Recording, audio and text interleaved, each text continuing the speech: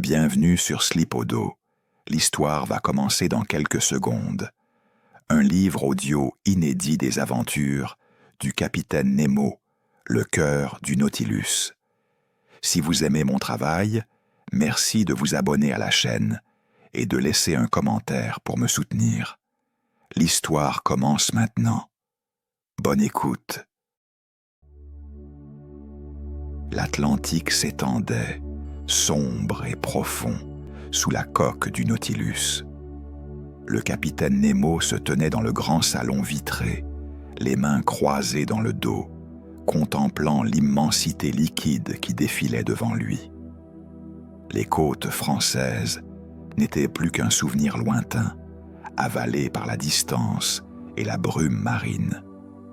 À cette profondeur, près de 300 mètres, la lumière du jour ne parvenait plus qu'en filaments bleutés, créant un crépuscule perpétuel où dansaient les silhouettes fantomatiques des méduses et des bancs de poissons argentés. Conseil, le second, avait rejoint son capitaine dans un silence respectueux. Les deux hommes partageaient cette passion pour les mystères des profondeurs, cette fascination mêlée de respect pour un monde que l'humanité commençait à peine à entrevoir.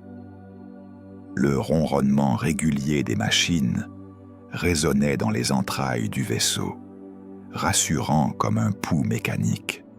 « Nous sommes au-dessus du canyon de Penmarch, capitaine », annonça Conseil en consultant les cartes marines étalées sur la table d'acajou. Les fonds descendent jusqu'à 1000 mètres dans certaines fosses. Nemo acquiesça, sans détourner le regard des hublots. Il aimait ces zones de transition, là où le plateau continental plongeait brutalement vers les abysses. C'était dans ces gouffres que l'océan révélait ses secrets les plus anciens, ses créatures les plus étranges. Soudain, une lueur attira son attention, une phosphorescence bleutée, lointaine, qui pulsait dans l'obscurité comme une constellation sous-marine. « Vous voyez cela, Conseil ?» Le second s'approcha des vitres, plissant les yeux. La lueur se déplaçait, lentement, décrivant des courbes majestueuses dans l'eau noire. Elle semblait vivante, organique, bien trop vaste pour être un simple banc de poissons luminescents. « Peut-être un calmar géant, capitaine, ou une colonie de siphonophores. » Mais avant que Nemo ne puisse répondre, le Nautilus fut secoué d'une violence inouïe. Le choc vint du flanc tribord, brutal, inattendu, projetant les deux hommes contre les parois du salon. Les lampes à gaz vacillèrent, plongeant momentanément la pièce dans une pénombre inquiétante. Un grondement sourd traversa toute la structure du vaisseau, comme si un titan invisible venait de le frapper de son poing. Nemo se redressa, agrippant le rebord de la table pour garder l'équilibre. Dans les coursives, on entendait déjà les pas précipités de l'équipage, les ordres fusant de bouche en bouche. Le capitaine se précipita vers le poste de commande, Conseil sur ses talons. Ned Land, le harponneur canadien, émergea de la salle des machines, le visage rougi par l'effort et l'inquiétude. « Qu'est-ce qui nous a frappé, capitaine? Une baleine? Un récif ?» Nemo ne répondit pas immédiatement. Ses yeux scrutaient les cadrans, les manomètres, les indicateurs de pression. Tout semblait normal, pas de voie d'eau, pas de brèche détectée. Et pourtant, le choc avait été d'une puissance colossale. Il se tourna vers le périscope hydraulique, l'œil collé à l'oculaire de cuivre, balayant les profondeurs environnantes. L'eau était trouble, agitée par le passage d'une masse considérable. Des particules en suspension dansaient dans le faisceau des projecteurs électriques du Nautilus. Et là, disparaissant dans l'obscurité comme un fantôme, il l'aperçut. Une forme titanesque, indéfinissable, qui glissait avec une grâce surprenante malgré sa taille. Sa peau, si l'on pouvait appeler cela une peau, émettait cette même lueur phosphorescente qu'ils avaient observée quelques instants plus tôt. Mais désormais, elle s'estompait, s'éloignait, laissant derrière elle une traînée lumineuse qui ondulait dans les courants comme une chevelure de comète sous-marine. « Une créature », murmura Nemo, presque pour lui-même. « Une créature que je n'ai jamais vue, même dans les ouvrages les plus anciens. » Conseil s'était approché à son tour, scrutant les profondeurs par les hublots du poste de commande. La traînée phosphorescente s'étirait maintenant sur plusieurs dizaines de mètres, pulsant faiblement avant de se dissoudre dans l'obscurité. « Elle nous a percutés ou nous l'avons percutée, capitaine ?» demanda Ned Land, toujours pragmatique. Nemo secoua la tête. « Je l'ignore, mais le choc était délibéré, j'en suis certain. Cette créature nous a sentis, nous a peut-être même identifiés comme une menace. » Il fit quelques pas dans la salle, les mains à nouveau croisées dans le dos, le front plissé par la réflexion. Le silence était retombé sur le Nautilus, un silence épais, troublant, comme si l'océan lui-même retenait son souffle. Les machines avaient repris leur rythme régulier, mais quelque chose avait changé. Une tension imperceptible flottait dans l'air confiné du vaisseau. « Conseil, faites inspecter toute la coque. Je veux un rapport complet sur l'état des plaques, des rivets, de la moindre soudure. Ned, retournez aux machines et assurez-vous que tout fonctionne normalement. » Les deux hommes s'exécutèrent, laissant Nemo seul dans le poste de commande. Le capitaine demeura immobile, les yeux rivés sur l'obscurité liquide qui l'entourait. Cette rencontre l'avait troublé plus qu'il ne voulait l'admettre. En 20 ans de navigation sous-marine, il avait affronté tempêtes, requins, calmars géants et navires de guerre. Mais jamais il n'avait ressenti cette impression étrange, presque surnaturelle, que quelque chose de profondément ancien venait de croiser sa route. La traînée phosphorescente avait disparu, avalée par les ténèbres abyssales. Mais son souvenir demeurait, gravé dans la mémoire du capitaine, comme une énigme supplémentaire, ajoutée au grand livre des mystères océaniques. Nemo savait, avec cette certitude instinctive, que seuls possèdent les hommes de mer, que cette rencontre n'était que le prélude d'événements plus étranges encore. Le Nautilus reprit sa route, glissant silencieusement dans les profondeurs atlantiques. Mais désormais, chaque ombre, chaque mouvement dans l'obscurité semblait chargé d'une signification nouvelle.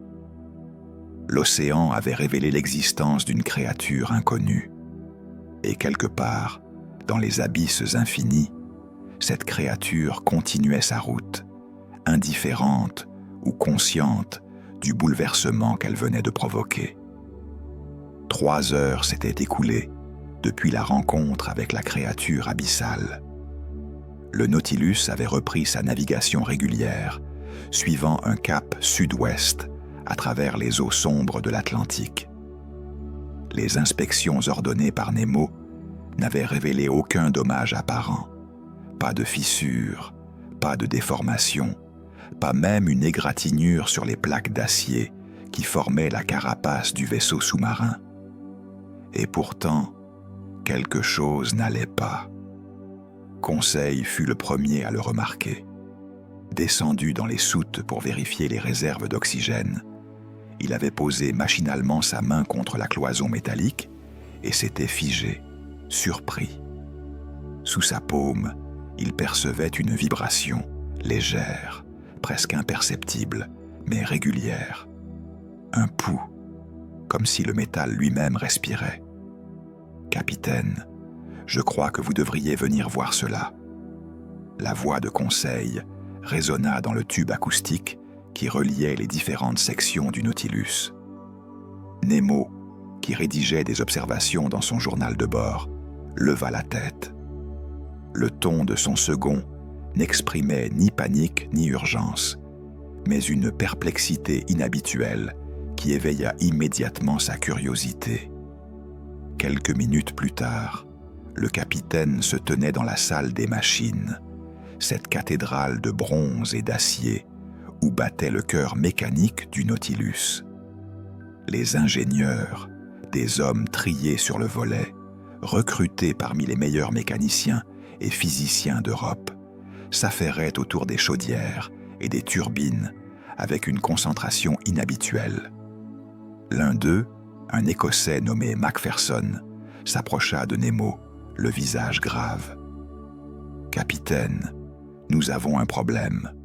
Ou plutôt, nous avons quelque chose que nous ne comprenons pas. » Macpherson guida Nemo vers la cloison tribord, là même où la créature avait percuté le vaisseau.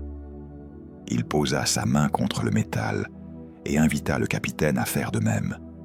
Nemo obéit, appliquant sa paume contre la surface froide de l'acier. L'instant suivant, ses yeux s'écarquillèrent légèrement, le seul signe extérieur de sa surprise. La vibration était là, indéniable. Un rythme lent, profond, qui parcourait toute la structure du vaisseau. Ce n'était pas le tremblement familier des machines en fonctionnement, ni les oscillations causées par les courants marins. C'était quelque chose d'organique, de vivant, comme si le Nautilus lui-même possédait un pouls. « Depuis combien de temps ?» demanda Nemo d'une voix calme. « 1 heure, environ, capitaine.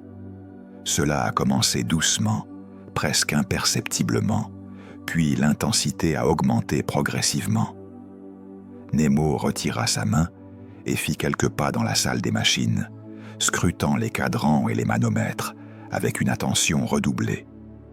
Pression normale, température stable, vitesse de rotation des turbines conforme aux spécifications. Tout indiquait un fonctionnement parfait. Et pourtant, cette pulsation anormale continuait, régulière, entêtante. Ned Land émergea d'une coursive latérale, son visage rougeaud exprimant un mélange d'agacement et d'inquiétude. Le harponneur canadien n'aimait pas les mystères, préférant les problèmes qu'on pouvait résoudre à coups de harpon ou de poing. « Capitaine, les hommes commencent à être nerveux. Ils disent que le vaisseau respire. » Nemo ne répondit pas immédiatement. Il s'était agenouillé près d'une jonction entre 2 plaques d'acier, observant attentivement les rivets qui les maintenaient assemblés. À sa grande stupéfaction, il constata que les rivets eux-mêmes vibraient légèrement, comme animés d'une énergie interne. Il sortit une loupe de sa poche et examina le métal de plus près. Ce qu'il vit le laissa sans voix. Des filaments microscopiques, presque invisibles à l'œil nu, couraient le long de la surface métallique. Ils ressemblaient à des veines, à des capillaires organiques, mais étaient d'une nature clairement inorganique, ou du moins d'une nature qui défiait toute classification connue. Ces filaments pulsaient en synchronisation avec la vibration générale du vaisseau, transportant quelque chose, de l'énergie, de l'information, à travers toute la structure du Nautilus. « Macpherson, faites monter la température des chaudières de 2 degrés. Je veux observer la réaction. » L'ingénieur s'exécuta, tournant les vannes avec précision. Presque immédiatement, la pulsation s'accéléra, comme si le vaisseau répondait à la modification de son environnement interne. Nemo fronça les sourcils. Ce n'était pas une simple anomalie mécanique. C'était quelque chose de beaucoup plus complexe, de beaucoup plus inquiétant. « Conseil, faites venir le professeur Aronnax au salon. J'ai besoin de son expertise en biologie marine. » Pendant que son second s'éloignait, Nemo continua son inspection. Il parcourut la salle des machines de long en large, touchant les cloisons, écoutant les sons que produisait le métal. Partout, il percevait cette même vibration, ce même rythme organique. Le Nautilus, ce chef-d'œuvre de technologie et d'ingénierie, semblait s'être transformé en une créature hybride, mi-machine, mi-organisme. Les ingénieurs échangeaient des regards anxieux. Certains faisaient le signe de croix, d'autres murmuraient des prières dans leur langue natale. La peur superstitieuse, cette terreur ancestrale face à l'inexplicable, commençait à s'infiltrer dans les esprits rationnels de ces hommes de science. Nemo se redressa, imposant le silence d'un simple geste de la main. Sa voix résonna dans la salle, ferme et rassurante. « Messieurs, nous sommes face à un phénomène inconnu, certes, mais pas nécessairement dangereux. Le Nautilus reste fonctionnel, ses systèmes répondent normalement. Cette pulsation n'affecte en rien nos capacités de navigation. Néanmoins, je veux une inspection complète de toutes les sections du vaisseau. Chaque coursive, chaque cloison, chaque rivet doit être examiné et consigné. Nous documenterons ce phénomène avec toute la rigueur scientifique dont nous sommes capables. » Les hommes acquiescèrent, retrouvant un semblant de contenance. Nemo savait que l'action était le meilleur remède contre la peur. En donnant à son équipage une tâche précise, il canalisait leur anxiété vers un objectif constructif. Mais en son fort intérieur, le capitaine Nemo ressentait une inquiétude grandissante. Il avait conçu le Nautilus, forgé chaque pièce selon ses plans, supervisé chaque étape de sa construction. Ce vaisseau était plus qu'une machine, c'était le prolongement de sa volonté, l'incarnation de sa liberté retrouvée dans les profondeurs océaniques. Et voilà que cette extension de lui-même semblait développer une existence propre, indépendante de son créateur. La pulsation continuait, régulière, implacable. Quelque part dans les abysses, la créature phosphorescente poursuivait sa route. Et entre ces deux entités, l'une organique, l'autre mécanique, un lien invisible venait de se tisser. Un lien dont Nemo ne comprenait pas encore la nature, ni les implications. Le Nautilus vivait. Et cette découverte, au lieu de le réjouir, emplissait le capitaine d'un pressentiment sombre. L'aube ne pénétrait jamais jusqu'aux profondeurs où naviguait le Nautilus, mais l'équipage vivait selon un rythme strict, scandé par les quarts et les rondes d'inspection. Ce fut lors de la ronde matinale que Macpherson fit une découverte qui allait ébranler les certitudes de tous les hommes à bord. Le long de la coque tribord, là où la créature avait percuté le vaisseau la veille, l'ingénieur écossais avait noté plusieurs micro-fissures lors de sa première inspection. Des marques superficielles, certes, mais suffisamment préoccupantes pour nécessiter une surveillance. Il était revenu avec son équipement de soudure, prêt à effectuer les réparations nécessaires. Ce qu'il découvrit le figea sur place. Les fissures avaient disparu. Macpherson cligna des yeux, incrédule. Il passa ses doigts calleux sur la surface métallique, cherchant les marques qu'il avait soigneusement consignées dans son carnet quelques heures plus tôt. Rien. Le métal était lisse, parfaitement lisse, comme si aucun choc ne l'avait jamais éprouvé. Même les légères déformations causées par l'impact s'étaient résorbées, laissant place à une surface impeccable. « Capitaine, Capitaine Nemo !» La voix de Macpherson résonna dans les coursives avec une urgence qui fit accourir plusieurs membres de l'équipage. Nemo apparut quelques instants plus tard, Conseil à ses côtés, le visage marqué par une nuit d'insomnie, passé à méditer sur les événements inexplicables qui bouleversaient son vaisseau. « Regardez, capitaine, les fissures, elles ont disparu. » L'ingénieur tendait son carnet, où des croquis précis documentaient l'emplacement et l'étendue des dommages observés. Nemo s'agenouilla, passant sa main sur la coque avec une lenteur délibérée. Ses doigts rencontrèrent une surface parfaitement uniforme. Pas de cicatrices, pas de traces de réparation. C'était comme si le métal lui-même s'était régénéré. « Impossible », murmura Conseil, qui avait assisté à la première inspection. « J'ai vu ces fissures de mes propres yeux. » Nemo sortit une loupe de sa poche et examina attentivement la zone concernée. À fort grossissement, il distinguait les mêmes filaments microscopiques qu'il avait observés dans la salle des machines.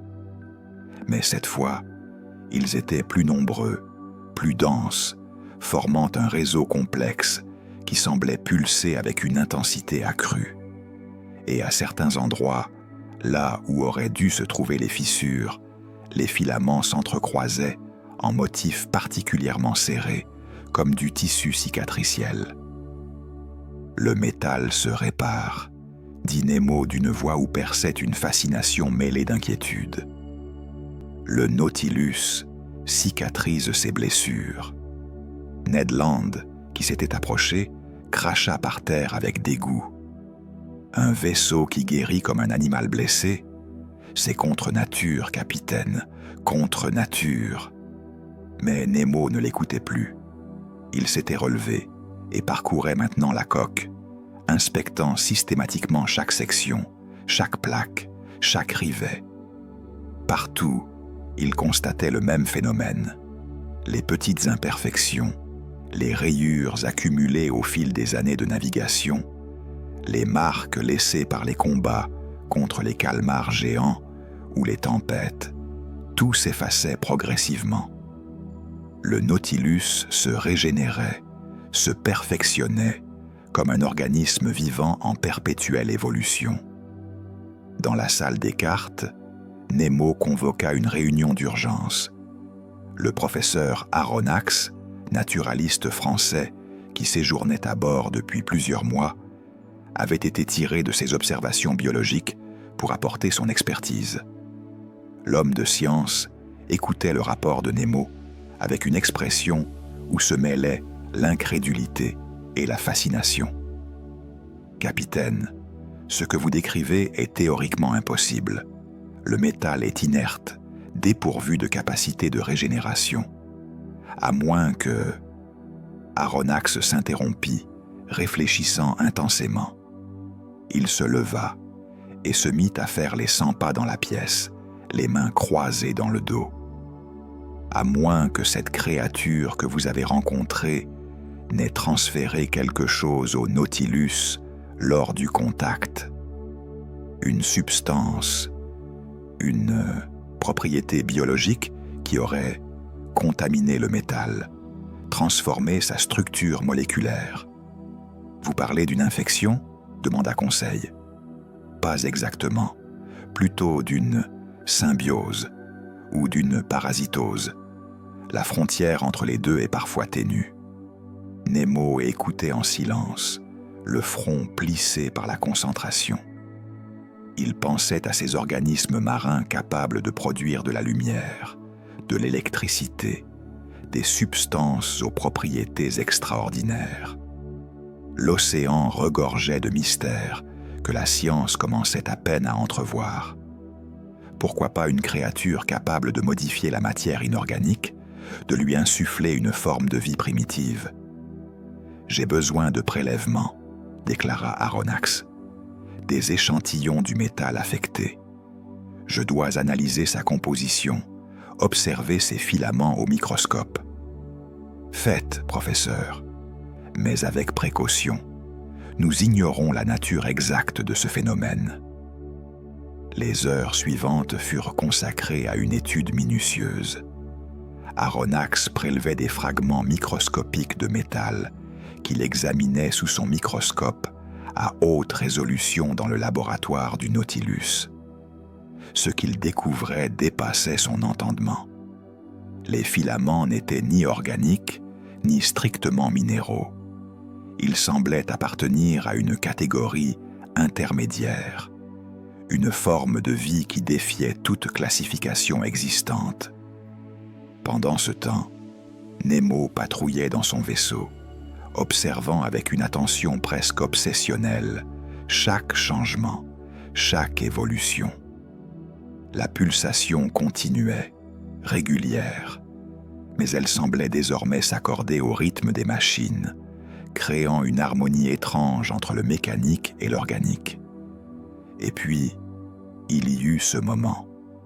Nemo se tenait dans la salle de commandement, la main posée sur la barre de gouvernail en cuivre poli. Il pensait à virer de bord, à remonter vers des eaux moins profondes. Et avant même qu'il ne donne l'ordre, avant même qu'il n'actionne les commandes, le Nautilus commença à virer. Le capitaine se figea. Il n'avait pas touché aux manettes. Il n'avait rien fait. Et pourtant, le vaisseau répondait à son intention, comme s'il avait lu dans ses pensées, anticipé son désir. « Conseil », murmura-t-il d'une voix blanche. « Le Nautilus vient d'obéir à une commande que je n'ai pas donnée. » Le second s'approcha, scrutant les cadrans de navigation. Effectivement, le cap changeait, lentement mais sûrement, sans intervention humaine apparente.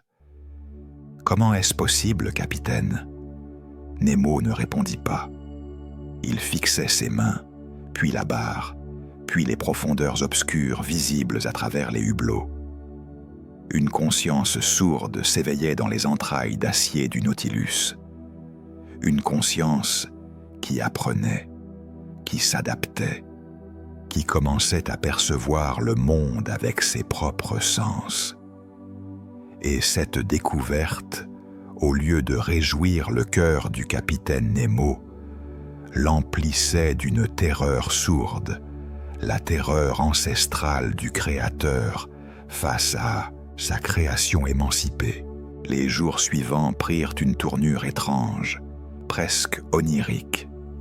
Nemo s'était installé dans la salle de commandement, refusant de quitter son poste plus de quelques heures pour un sommeil agité.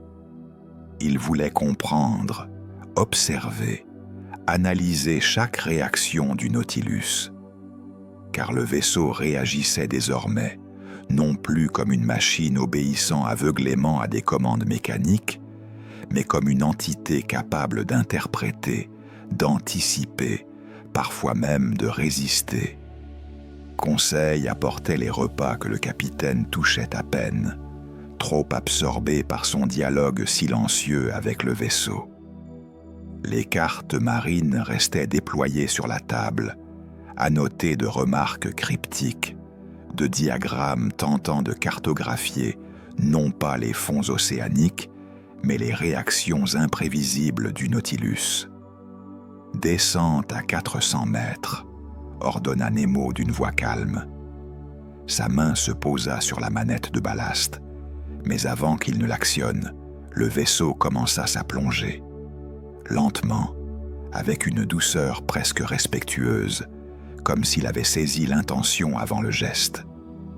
Nemo retira sa main, observant les manomètres avec une fascination mêlée d'inquiétude. La descente s'effectuait avec une précision parfaite, s'arrêtant exactement à 400 mètres. « Tu comprends » murmura-t-il pour lui-même. « Tu comprends ce que je veux. » Il tenta une autre expérience. Cette fois, il pensa simplement à virer à tribord, sans prononcer un mot, sans esquisser le moindre geste. Rien ne se produisit pendant quelques secondes. Puis, progressivement, le Nautilus amorça un virage à droite. Pas immédiatement, pas avec la rapidité d'une obéissance mécanique, mais avec un léger temps de latence, comme si le vaisseau réfléchissait, hésitait, avant d'acquiescer. C'est insensé, souffla Conseil qui assistait à la scène. Le Nautilus lit dans vos pensées, capitaine. Nemo secoua la tête. Non, pas exactement. Il ne lit pas mes pensées. Il perçoit mes intentions, comme un cheval perçoit la volonté de son cavalier à travers les rênes, le poids du corps, les tensions imperceptibles. Le Nautilus apprend à me connaître. Cette explication rationnelle ne dissipait pas le malaise grandissant, car parfois, le vaisseau anticipait trop rapidement. Nemo pensait à accélérer, et déjà les turbines augmentaient leur régime avant même que sa main n'atteigne les commandes. Ou, au contraire, le Nautilus réagissait avec un retard déconcertant, comme s'il pesait la pertinence de l'ordre reçu avant de s'exécuter. Un après-midi, si l'on pouvait parler d'après-midi dans ces profondeurs éternellement nocturnes, Nemo décida de tester les limites de cette communion étrange. Il ordonna une remontée brutale vers la surface, un manœuvre qu'il savait dangereuse à cette profondeur. Sa main actionna résolument les commandes. Le Nautilus ne bougea pas. Nemo fronça les sourcils. Il répéta l'ordre, appuyant plus fermement sur les manettes. Toujours rien. Les ballastes ne se vidaient pas, les gouvernails ne répondaient pas. C'était comme si le vaisseau refusait. « Macpherson » appela-t-il dans le tube acoustique. « Vérifiez les systèmes de ballast. » Quelques minutes d'attente angoissée. Puis la voix de l'ingénieur résonna, teintée de perplexité. « Tous les systèmes sont opérationnels, capitaine. Aucun dysfonctionnement détecté. » Nemo se redressa, les mains crispées sur la barre de gouvernail. Le Nautilus désobéissait. Non par défaillance technique, mais par volonté propre. L'idée était absurde, et pourtant, comment expliquer autrement ce refus catégorique d'exécuter une commande potentiellement dangereuse ? « Tu me protèges » murmura-t-il, s'adressant au vaisseau comme à un être vivant. « Tu juges ma décision imprudente ?» Il changea d'approche, ordonnant cette fois une remontée progressive, moins brutale, plus raisonnable. Immédiatement, le Nautilus répondit. Les ballastes se vidèrent avec un sifflement familier, et le vaisseau commença son ascension majestueuse vers les eaux moins profondes. Conseil observait son capitaine avec une inquiétude croissante. Nemo passait désormais des heures entières dans la salle de commandement, les mains posées sur les commandes, les yeux mi-clos, comme en méditation. Il ne parlait plus beaucoup, communiquant par gestes avec son équipage. Toute son attention était concentrée sur cette relation qui se tissait entre lui et le Nautilus. Une relation qui dépassait le simple rapport entre un capitaine et son navire. Car c'était bien de cela qu'il s'agissait.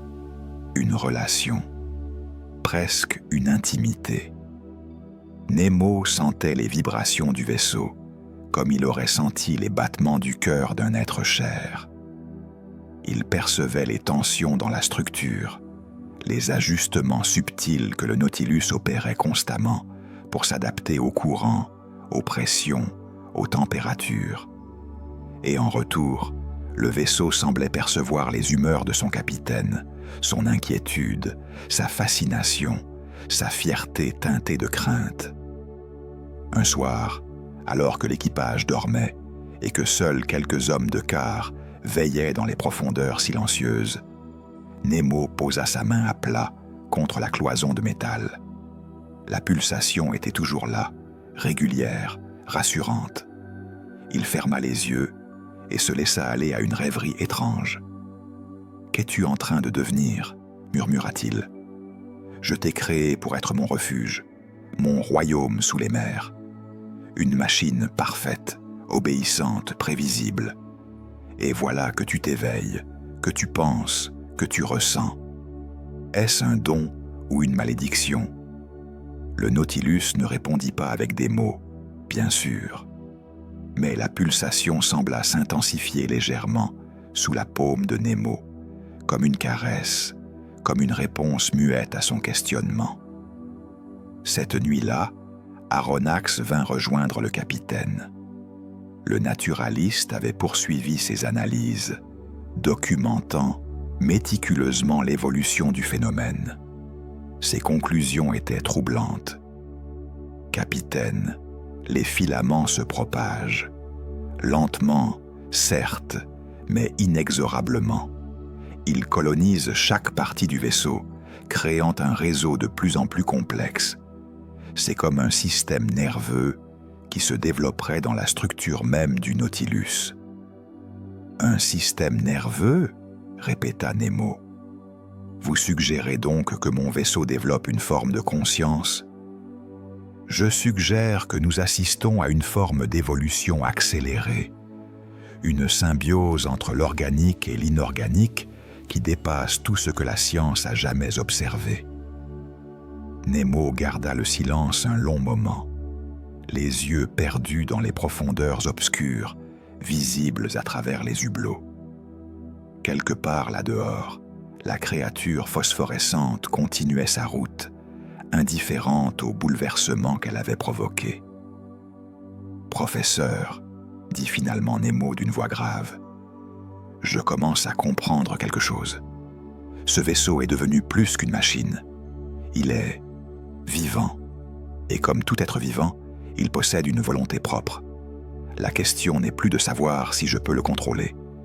La question est de savoir si nous pouvons coexister. » Les deux hommes se turent, écoutant le ronronnement des machines, mêlé à cette pulsation étrange qui battait désormais au cœur du Nautilus.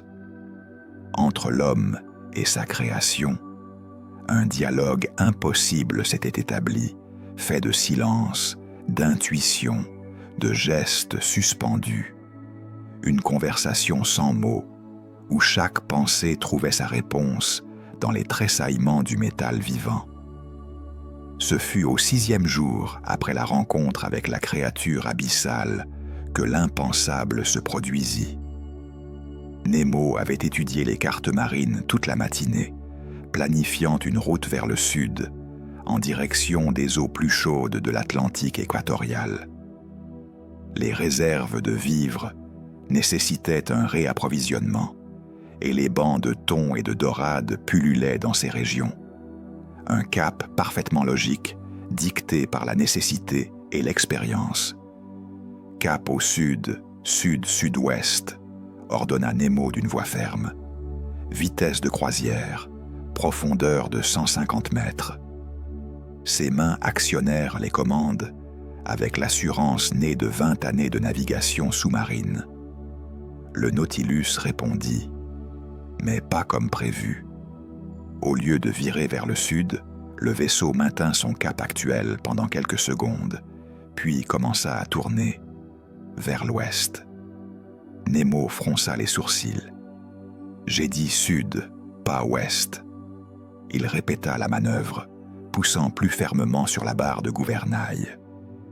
Le Nautilus ignora complètement l'ordre. Non seulement il ne corrigeait pas sa trajectoire, mais il accentuait son virage vers l'ouest, s'enfonçant dans des eaux que les cartes marines indiquaient comme dangereuses, des fosses profondes, des courants traîtres, des zones inexplorées, où même le Nautilus n'avait jamais osé s'aventurer. « Capitaine !» La voix de Conseil trahissait une inquiétude grandissante. Nemo ne répondit pas. Il actionna les commandes avec une violence inhabituelle, tentant de forcer le vaisseau à obéir. Rien. Le Nautilus continuait sa route vers l'ouest, avec une détermination qui ressemblait à de l'obstination. Les cadrans indiquaient que tous les systèmes fonctionnaient normalement, que les gouvernails répondaient aux sollicitations mécaniques. Et pourtant, la trajectoire ne changeait pas. Macpherson, à la salle des machines immédiatement. L'ingénieur arriva en courant, le visage rougi par l'effort. « Capitaine, les machines répondent parfaitement. Les turbines, les gouvernails, tout fonctionne. Mais c'est comme si quelque chose d'autre prenait le contrôle. Les commandes que nous donnons sont exécutées, mais ensuite annulées par je ne sais quoi. » Un murmure parcourut l'équipage rassemblé dans la salle de commandement. Les hommes échangeaient des regards inquiets, certains se signant discrètement. Ned Land s'approcha, le visage sombre. « Capitaine, nous devons arrêter cette chose, couper les machines, remonter à la surface, n'importe quoi. Mais nous ne pouvons pas laisser le vaisseau décider de notre route. » Nemo se retourna brusquement, et son regard fit reculer le harponneur canadien. Dans les yeux du capitaine brillait un mélange complexe d'émotions, de la colère, certes, mais aussi de la fascination, de la fierté blessée, et quelque chose de plus sombre encore, de la peur. « Taisez-vous, Land. Personne ne coupe les machines de mon vaisseau sans mon ordre. » Mais sa voix manquait de sa fermeté habituelle, car Nemo réalisait, avec une clarté douloureuse, qu'il n'était plus le maître absolu du Nautilus. Sa création lui échappait, affirmait sa volonté propre, choisissait sa route avec une détermination qui défiait toute autorité humaine. Il s'approcha d'un hublot, scrutant les profondeurs qui défilaient de plus en plus rapidement. Le Nautilus accélérait maintenant, poussant ses turbines au-delà de la vitesse de croisière habituelle. Les structures métalliques vibraient sous l'effort, et cette vibration se mêlait à la pulsation organique désormais omniprésente. « Où vas-tu » murmura Nemo, posant sa main contre la paroi froide. « Qu'est-ce qui t'attire vers l'ouest » Comme en réponse, le Nautilus plongea brutalement. Les manomètres s'affolèrent. 200 mètres, 300, 400. La descente se poursuivait sans ralentir. Conseil se précipita vers les ballasts, tentant de stabiliser la plongée. Mais les commandes ne répondaient plus. Le vaisseau décidait seul de sa profondeur, de sa vitesse, de sa destination. « Capitaine !» cria Macpherson depuis la salle des machines. « La pression devient critique. Si nous descendons plus bas, les soudures ne tiendront pas. » Nemo ferma les yeux. Pendant 20 ans, il avait été le maître incontesté de son royaume sous-marin. Le Nautilus était son œuvre, son chef-d'œuvre, l'incarnation de sa volonté de liberté et de puissance. Et voilà que cette extension de lui-même se rebellait, comme un enfant devenu adulte rejette l'autorité de son père. La colère monta en lui, brûlante, libératrice. « Non !» hurla-t-il soudain. « Tu es ma création, mon vaisseau, tu m'obéiras. » Il se précipita vers le panneau de commande principal et, dans un geste désespéré, actionna le système d'arrêt d'urgence. Les turbines s'arrêtèrent dans un grincement métallique. Le Nautilus ralentit, perdit de sa vitesse, mais continua sa descente, glissant maintenant sur son aire, emporté par son propre poids et une volonté qui n'appartenait plus à Nemo. 500 mètres, 600. Les structures craquaient sous la pression effroyable. Des gouttes de condensation perlaient aux jointures des cloisons. L'équipage se taisait, pétrifié, attendant l'inévitable rupture qui condamnerait le vaisseau et tous ses occupants à une mort abyssale. Et puis, aussi brusquement qu'elle avait commencé, la descente s'arrêta. Le Nautilus se stabilisa à 650 mètres, planant dans les ténèbres, comme suspendu à un fil invisible. Un silence de mort régnait à bord, rompu seulement par le halètement des hommes et les craquements occasionnels du métal. Nemo resta immobile, les mains crispées sur le panneau de commande. Il tremblait légèrement, non de peur, mais d'une émotion bien plus complexe. Il venait de perdre le contrôle de ce qui avait été, pendant 2 décennies, son unique domaine de maîtrise absolue. Aronnax s'approcha prudemment.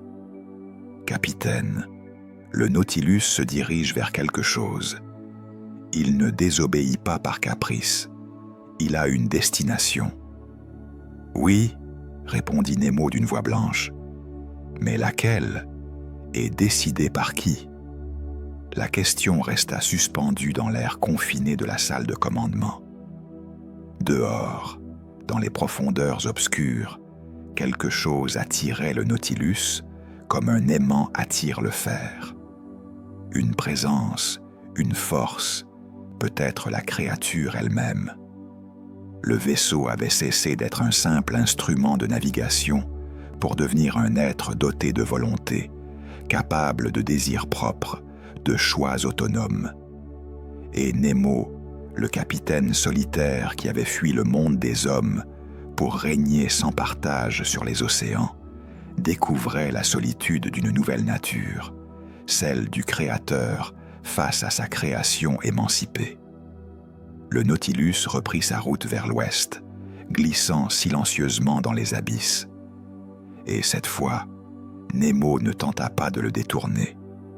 Il observait, impuissant et fasciné, la rébellion de son propre chef-d'œuvre. Conseil passa 3 jours enfermé dans le laboratoire du Nautilus, penché sur ses microscopes et ses éprouvettes, analysant inlassablement les échantillons de métal prélevés sur la coque. Aronnax l'assistait, apportant son expertise de naturaliste aux observations du fidèle serviteur devenu scientifique par nécessité. Ce fut au terme de cette étude acharnée que Conseil découvrit la clé du mystère. « Capitaine, il faut que vous voyiez ceci. » Nemo pénétra dans le laboratoire, le visage marqué par le manque de sommeil et l'inquiétude. 3 jours durant, le Nautilus avait continué sa route vers l'ouest, ignorant toutes les tentatives de le détourner. L'équipage vivait dans une tension permanente, conscient de naviguer à bord d'un vaisseau qui n'obéissait plus. Conseil désigna le microscope. « Regardez ces filaments, capitaine. Ils ne sont pas simplement organiques. Ils contiennent une signature moléculaire identique à celle que nous avons détectée dans les traces phosphorescentes laissées par la créature. » Nemo se pencha sur l'oculaire. Les filaments qu'il avait observés des jours plus tôt étaient maintenant parfaitement visibles, magnifiés par les lentilles puissantes. Ils formaient un réseau complexe, presque neuronal, qui pulsait avec une régularité hypnotique. Et au cœur de chaque filament, Conseil avait isolé une substance luminescente, la même que celle sécrétée par la créature abyssale. « C'est une contamination », dit Aronnax d'une voix grave. « Lors du choc initial, la créature a transféré une partie de sa substance biologique au Nautilus. Cette substance s'est propagée dans le métal comme une infection, transformant sa structure, lui donnant des propriétés vivantes. « Une empreinte », murmura Nemo. « La créature a laissé son empreinte sur mon vaisseau. » Il se redressa, les mains crispées sur le bord de la table.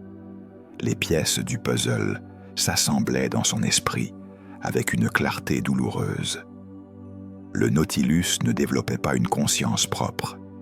Il était devenu l'hôte d'une intelligence étrangère, une extension partielle de la créature qui l'avait percuté. Chaque pulsation, chaque désobéissance, chaque décision autonome n'était que l'expression de cette présence parasitaire qui colonisait progressivement son vaisseau. « C'est pour cela qu'il se dirige vers l'ouest, » dit-il soudain.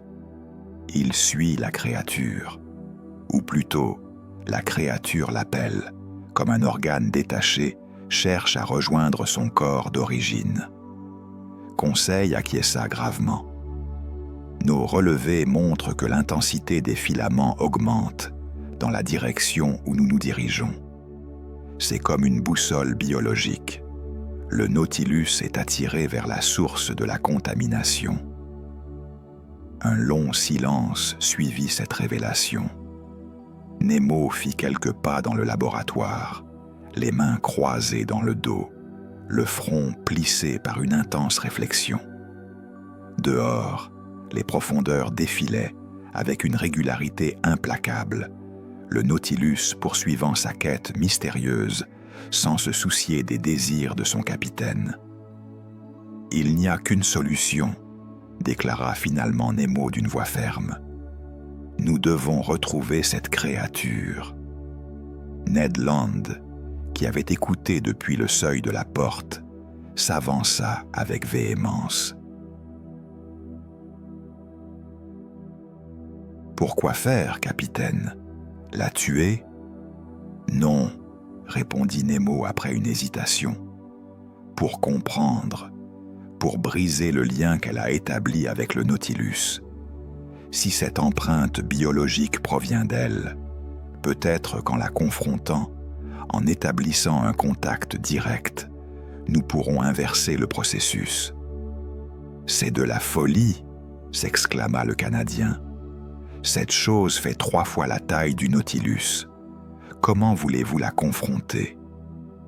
Nemo se tourna vers lui, et dans ses yeux brillait cette détermination farouche qui avait fait de lui le maître incontesté des océans. « Parce que je n'ai pas le choix, Land. Je refuse d'être prisonnier dans mon propre vaisseau. Le Nautilus est ma création, mon œuvre, ma liberté.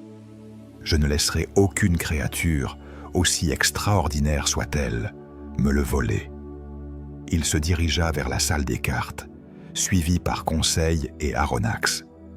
Sur la grande table d'acajou, il étala les relevés bathymétriques collectés depuis le début de leur dérive vers l'ouest. Sa main traça une ligne sur la carte. « Nous sommes ici, au-dessus de la plaine abyssale du Porcupine. Si le Nautilus continue dans cette direction, il atteindra dans 2 jours la dorsale médio-atlantique, une chaîne de montagnes sous-marines où les courants sont violents et les fosses profondes.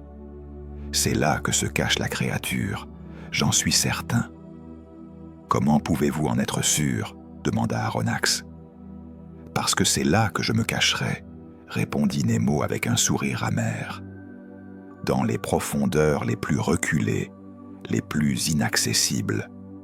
Un territoire vierge, inviolé par l'homme. Le refuge idéal pour une créature qui défie toute classification. » Il se redressa, frappant du poing sur la table. « Messieurs, nous allons traquer cette créature, non plus comme des victimes impuissantes, mais comme des chasseurs. Nous utiliserons le Nautilus lui-même, puisqu'il est attiré vers elle, autant exploiter cette attraction. Mais cette fois, nous serons prêts. » L'équipage fut convoqué dans le grand salon. Nemo leur exposa la situation avec une franchise brutale, la contamination, la perte de contrôle, la nécessité de retrouver la créature.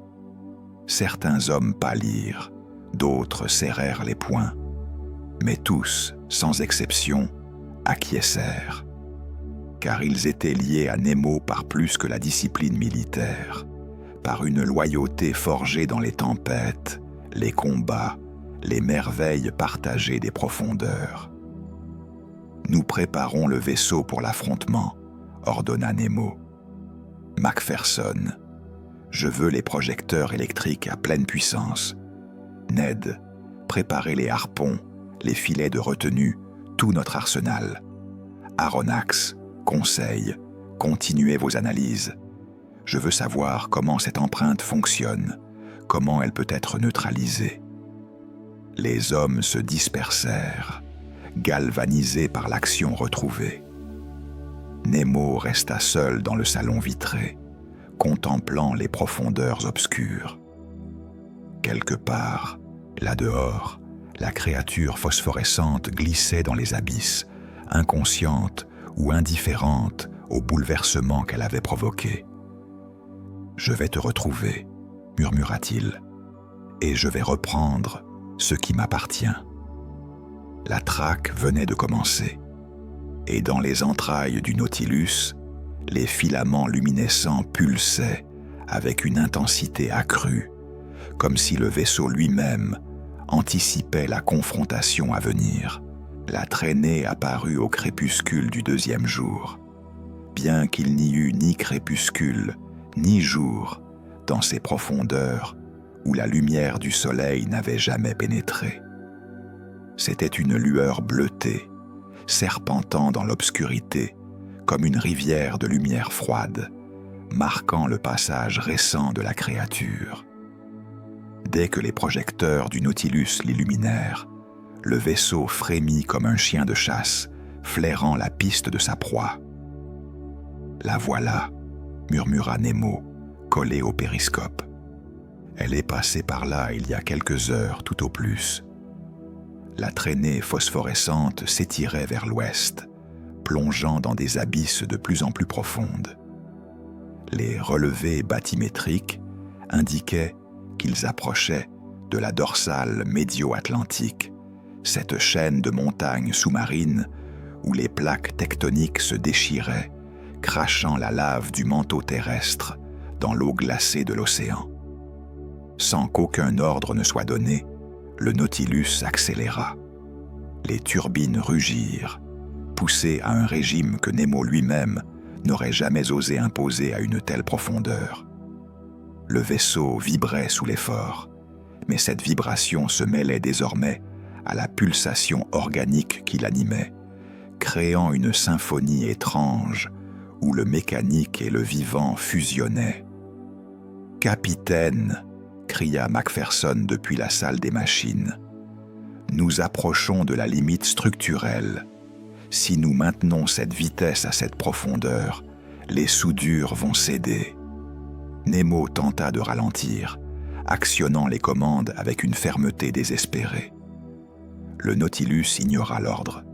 Il poursuivait sa course effrénée, attiré par la traînée lumineuse comme un papillon vers une flamme. Le capitaine sentit la colère monter en lui, mêlée à une fascination horrifiée. Son vaisseau ne lui appartenait plus. Il était devenu le jouet d'une force qu'il ne maîtrisait pas. Les profondeurs devinrent de plus en plus hostiles. Des courants violents secouaient le Nautilus, le faisant dévier de sa trajectoire avant qu'il ne la corrige avec une obstination mécanique. Des tourbillons thermiques, créés par les sources hydrothermales de la dorsale, créaient des zones de turbulence où l'eau bouillonnait malgré la pression écrasante. Conseil s'agrippa à la rambarde, scrutant les instruments de navigation. « Capitaine, nous descendons vers 800 mètres. Aucun vaisseau n'a jamais atteint de telles profondeurs. »« Le Nautilus l'a fait, » répondit Nemo d'une voix tendue. « Mais jamais à cette vitesse, jamais dans ces conditions. » Un choc soudain projeta tout l'équipage contre les cloisons. Le Nautilus venait de percuter quelque chose, un rocher, un relief sous-marin, mais au lieu de ralentir, il contourna l'obstacle avec une agilité surprenante, comme guidé par un instinct de survie. Les plaques métalliques craquèrent sous l'impact, puis se régénérèrent presque instantanément, les filaments luminescents cicatrisant la blessure, en s'en dédidit quelques secondes. « Il apprend », souffla Aronnax, fasciné malgré la terreur ambiante. Le Nautilus apprend à naviguer de manière autonome. Il anticipe les obstacles, adapte sa trajectoire. Nemo ne répondit pas. Il observait la traînée phosphorescente qui devenait de plus en plus brillante, de plus en plus épaisse. Il se rapprochait. La créature n'était plus très loin maintenant. Et le Nautilus, animé d'une détermination qui n'était plus celle de son capitaine, fonçait vers elle, sans crainte ni hésitation. Soudain, le vaisseau ralentit, pas en réponse aux commandes, mais de sa propre initiative. Les turbines diminuèrent leur régime, et le Nautilus se mit à glisser silencieusement dans l'obscurité, tous feux éteints. Nemo comprit immédiatement, le vaisseau chassait. Il adoptait l'approche furtive d'un prédateur traquant sa proie. « Conseil, murmura-t-il, éteignez tous les systèmes non essentiels. Silence absolu à bord. » L'ordre se répandit dans les coursives. Les hommes se figèrent à leur poste, retenant leur souffle. Le Nautilus glissait maintenant dans les ténèbres, comme un fantôme d'acier, suivant la traînée lumineuse avec une précision qui tenait du prodige. Seule la pulsation organique résonnait dans la structure du vaisseau, sourde, régulière, comme le battement d'un cœur géant. La traînée phosphorescente tournait brusquement vers le nord, plongeant dans une faille abyssale. Le Nautilus suivit sans hésiter, s'enfonçant dans une gorge sous-marine dont les parois se refermaient de chaque côté. Les projecteurs, rallumés au minimum, révélaient des formations rocheuses spectaculaires, des colonnes de basalte, des arches naturelles, des jardins de coraux noirs qui s'épanouissaient dans l'obscurité perpétuelle. Puis, alors qu'ils atteignaient 900 mètres de profondeur, le Nautilus s'arrêta complètement. Les turbines se turent. Le vaisseau planait dans l'eau, immobile, comme en attente. Nemo scruta les profondeurs à travers le périscope, cherchant ce qui avait provoqué cet arrêt soudain. Et il la vit. La créature était là, à moins de 100 mètres, suspendue dans l'eau comme une méduse géante. Sa taille dépassait tout ce que Nemo avait imaginé. Elle devait faire près de 50 mètres de diamètre. Son corps translucide, pulsant, de cette même lumière bleutée qui avait guidé le Nautilus. Des tentacules interminables ondulaient autour d'elle, traînant dans les courants comme les branches d'un saule pleureur. Et au centre de sa masse gélatineuse, quelque chose brillait, un organe, un noyau, une concentration d'énergie qui irradiait une lumière aveuglante. Le Nautilus frémit. La pulsation qui l'animait s'accéléra soudainement, synchronisée avec celle de la créature. C'était comme si les deux entités communiquaient, échangeaient des informations par-delà l'abîme qui les séparait. Nemo sentit le vaisseau tressaillir sous lui, animé d'une émotion qu'il ne pouvait définir. Anticipation, reconnaissance, désir. « Elle sait que nous sommes là », murmura Aronnax. « Et le Nautilus veut la rejoindre. » Nemo posa sa main sur la barre de gouvernail, tentant une dernière fois d'imposer sa volonté. « Non, pas encore. Nous observons d'abord. Nous comprenons. » Mais le Nautilus avait ses propres plans. Lentement, inexorablement, il commença à avancer vers la créature.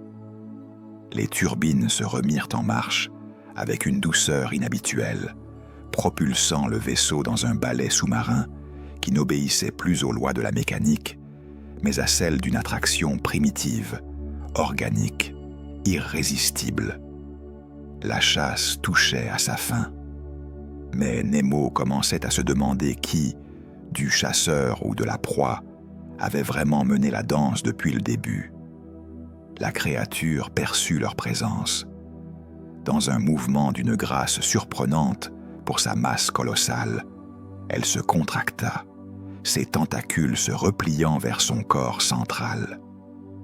Puis, avec une puissance qui fit trembler l'eau environnante, elle propulsa sa masse vers le haut, disparaissant dans l'obscurité au-dessus d'eux dans un tourbillon de lumière phosphorescente. « Elle fuit !» s'exclama Ned Land, incrédule.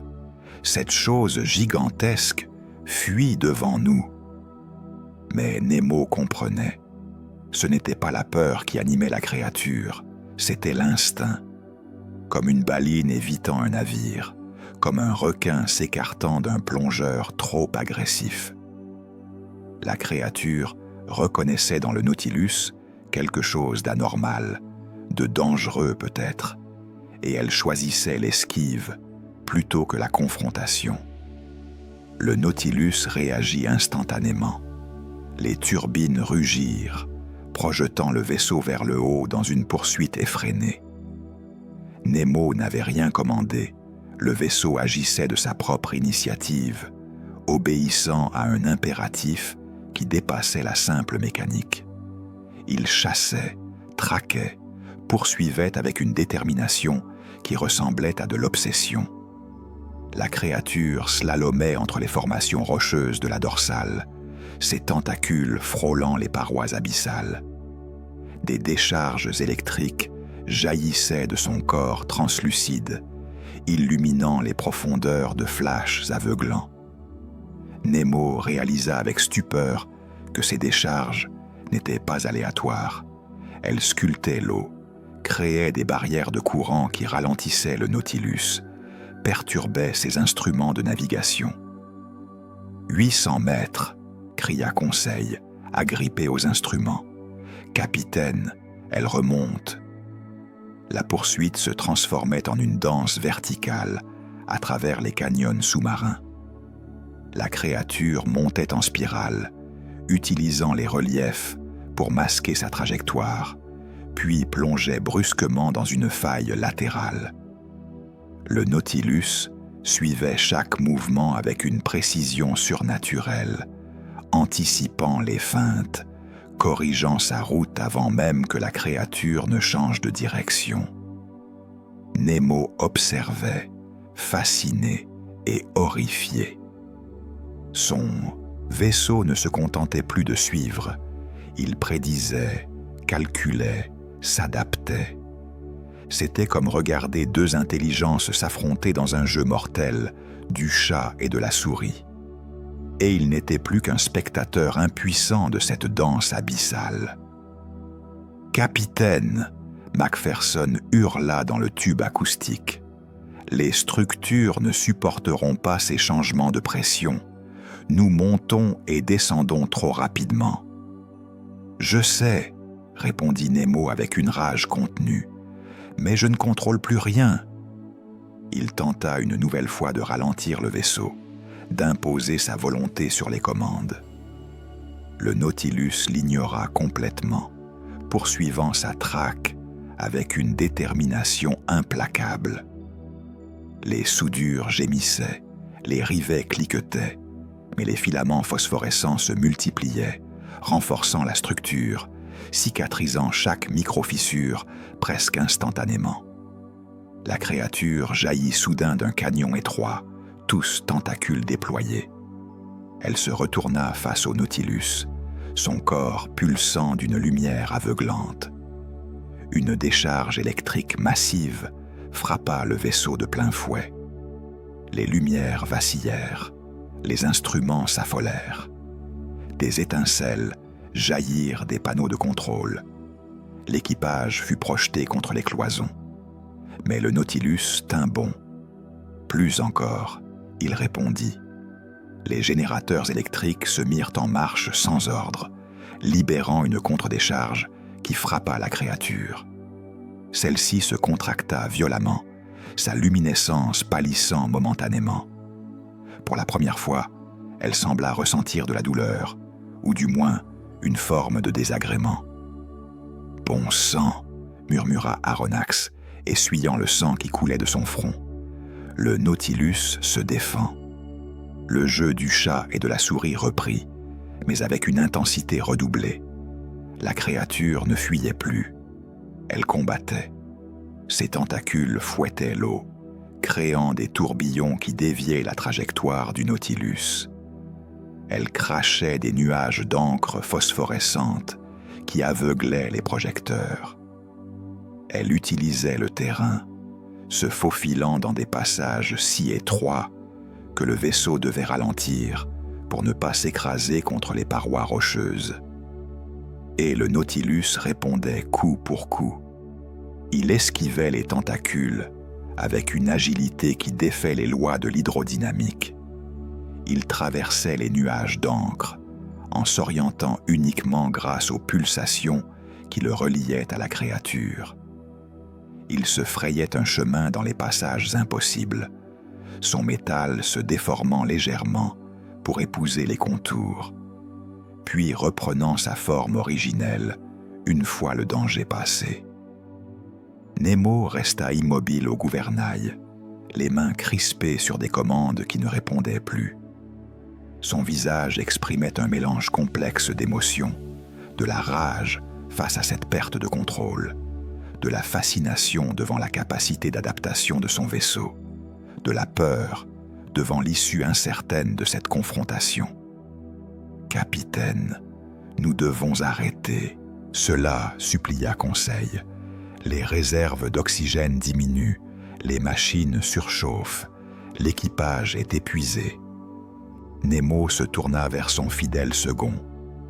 Dans ses yeux brillait une lueur proche de la folie, l'obsession du chasseur qui refuse d'abandonner sa proie, même au péril de sa propre vie. « Non, » répondit-il d'une voix rauque. « Pas maintenant. Nous sommes si proches. » « Proches de quoi ?» s'insurgea Ned Land. « De capturer cette chose, de reprendre le contrôle du Nautilus, ou de mourir dans ces abysses maudits ?» La question resta sans réponse, car à cet instant, la créature changea brutalement de tactique. Au lieu de fuir ou d'attaquer, elle s'immobilisa au centre d'un vaste canyon circulaire. Ses tentacules se déployèrent en étoiles, son corps pulsant d'une lumière hypnotique. Et elle attendit. Le Nautilus ralentit, planant dans l'eau à 50 mètres de la créature. Les deux entités se faisaient face, immobiles, dans un silence absolu troublé seulement par la pulsation synchronisée qui résonnait maintenant à travers tout le vaisseau. Nemo comprit soudain. Ce n'était plus une fuite, ce n'était plus un combat, c'était une invitation. La créature appelait le Nautilus, l'attirait vers elle, cherchait à établir un contact plus profond, plus intime. Et le vaisseau, animé par l'empreinte biologique qu'elle lui avait léguée, répondait à cet appel avec une fascination qui ressemblait à du désir. « Capitaine, » murmura Aronnax, le souffle court, « je crois qu'elles veulent fusionner. » Et dans le regard de Nemo se refléta l'instant terrible où le chasseur doit choisir, abandonner la traque et préserver sa vie, ou poursuivre jusqu'au bout, quitte à être dévoré par sa propre obsession. Le Nautilus avançait lentement vers la créature, comme hypnotisé par sa lumière pulsante. 50 mètres, 40, 30. Nemo sentait la pulsation s'intensifier dans toute la structure du vaisseau, résonnant avec celle de l'organisme titanesque. C'était comme si deux cœurs battaient à l'unisson, cherchant à ne former qu'un seul être dans les profondeurs abyssales. « Capitaine, arrêtez cela !» hurla Ned Land, tentant vainement d'actionner les ballastes. « Nous fonçons droit sur elle. » Mais Nemo ne répondait pas. Il observait, pétrifié, cette danse finale entre sa création et la créature des abysses. 20 mètres. Les tentacules commençaient à se tendre vers le Nautilus, leurs extrémités lumineuses caressant presque la coque d'acier. 10 mètres. L'équipage retenait son souffle, certains priant dans leur langue natale, d'autres se préparant à l'impact. Et puis tout bascula. La créature se contracta brusquement. Sa luminescence passa du bleu apaisant au rouge violent. Dans un mouvement d'une vitesse stupéfiante, elle projeta sa masse entière contre le Nautilus. L'impact fut titanesque, bien plus violent que lors de leur première rencontre. Le vaisseau fut projeté en arrière, tournoyant dans l'eau comme une feuille prise dans une tempête. Des alarmes hurlèrent. Les hommes furent projetés contre les cloisons. Du verre se brisa, des tuyaux éclatèrent, libérant des jets de vapeur sifflantes. Macpherson s'agrippa à une valve, hurlant dans le chaos. Les soudures cèdent, la coque tribord se fissure. Mais ce n'était pas un simple choc. La créature maintenait le contact, ses tentacules s'enroulant autour du Nautilus, le serrant contre son corps gélatineux. Les décharges électriques fusaient, plus intenses que jamais, traversant le métal, faisant vaciller toutes les lumières. Et dans cette étreinte mortelle, quelque chose d'extraordinaire se produisit. Le Nautilus hurla. Ce n'était pas un craquement de métal, ni un gémissement de structure, c'était un cri, un son organique qui résonna à travers toutes les coursives, vibrant dans les os même de l'équipage. Nemo sentit le vaisseau trembler sous lui, non plus de peur ou de faiblesse, mais de rage, de refus, de rejet. Les filaments phosphorescents qui avaient colonisé chaque centimètre du métal se mirent à briller avec une intensité aveuglante. Puis, comme frappés par une décharge électrique inverse, ils commencèrent à se rétracter, à se dissoudre, à être expulsés de la structure même du Nautilus. C'était comme regarder un corps rejeter un poison, un organisme expulser un parasite. « Regardez !» cria Aronnax, collé à un hublot. « La créature, elle recule. » Effectivement, l'organisme titanesque relâchait son étreinte. Ses tentacules se rétractaient, sa lumière pâlissait. Elle semblait souffrir, se contractant sur elle-même, comme brûlée par le contact avec le Nautilus. Les décharges électriques qu'elle émettait devenaient erratiques, désordonnées. Le Nautilus continuait sa métamorphose inverse. Les plaques métalliques vibraient violemment, expulsant les derniers vestiges de l'empreinte biologique.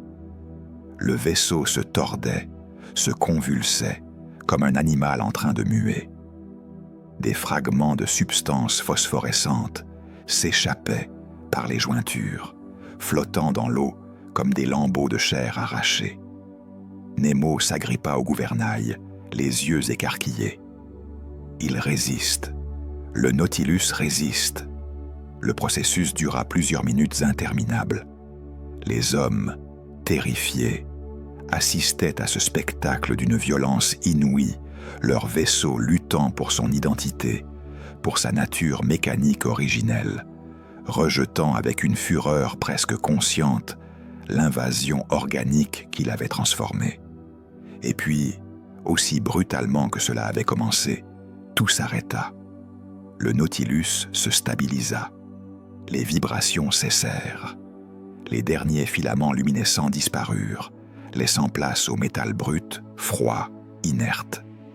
Les turbines tournaient à nouveau avec leur ronronnement familier, dépourvues de cette pulsation organique qui les avait animés pendant des jours.